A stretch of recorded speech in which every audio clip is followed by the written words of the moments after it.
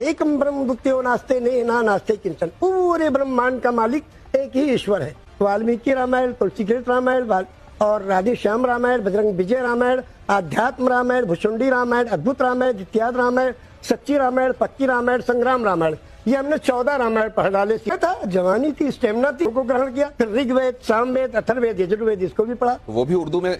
नहीं, उसको हिंदी में पढ़ा। हिंदी में और संस्कृत में मिली जुली भाषा ठीक है। मार्केट में मिलती है, पैसे खर्च करो। ज्ञान तो किसी के बाप का है नहीं, जो चाहे ग्रहण करे, ज्ञान मिलेगा।